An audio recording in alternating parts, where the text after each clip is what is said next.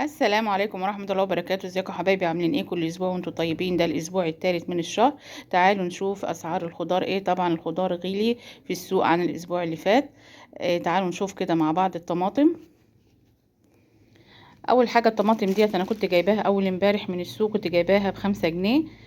كنت جايبة كمية عشان اعمل صلصة لرمضان. النهاردة اشتريتها كيلو ونص ب10، والراجل كان بيقول ب8، بس احنا طبعا قلنا له لا خليها كيلو ونص، فمشاها عشان كنا كتير كده فمشاها لنا كيلو ونص. هنا الطماطم دي انا جبتها ب5 جنيه، بس زي ما انتم شايفين كده خضرة ما تنفعش للطبيخ. بس انا جبتها وقلت هسيبها شوية كده بره عشان تحمر معايا.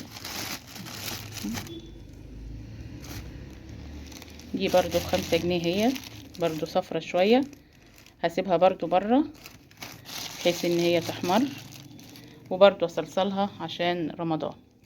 يعني هاخد منها كمية امشي نفسي الاسبوع، والكمية اللي باقية هعملها برضو لرمضان وعينها، بحيث ان انا الاسبوع الجاي برضو اجيب تاني واشيل كل ما اجيب كده شوية، اشيل شوية لرمضان. تعالوا نشوف كده البدنجان. البدنجان كان كيلو ونص ب10، طبعا طازة اهوت. طالما العقب بتاعها كده اخضر بيبقى بتبقى طازة. ديت كيلو ونص ب10. القرنبيط ب10 جنيه، قرنبيطاية جميلة برضو.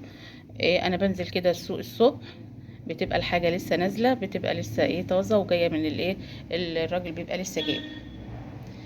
هنا الكرومب، انا جايبه الكرومبه ديت، جبتها كبيره برضو، قلت هخزنها لرمضان مش هعملها. ديت ب10 جنيه. هي الفلفل ب10 جنيه برضو، جبت نص كيلو ب6 جنيه. الخيار برضو ب10، جبت نص ب5. الخضرة الواحدة بجنيه. البطاطس كيلو ونص ب10 اهيت.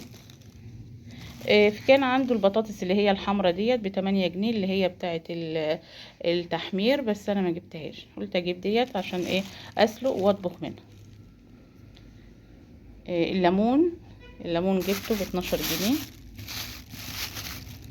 جبت نص كيلو ب6. طبعا كان في بسلة ب12 جنيه ب17. الاسبوع اللي فات كانت ب15، ولكن بسلة دلوقتي طلعت شوية ب17، فانت لو عايزة تخزني بقى تلحقي قبل ما يطلعوا على 20 جنيه.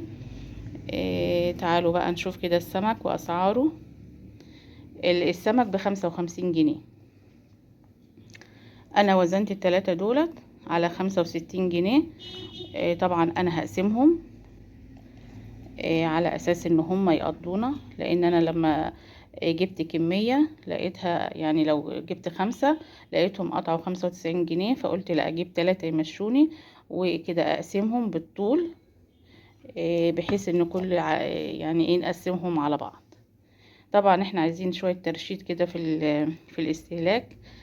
هنا جبت برضو الفرخة ديت على الكيلو ب59 جنيه، جبتها ب120.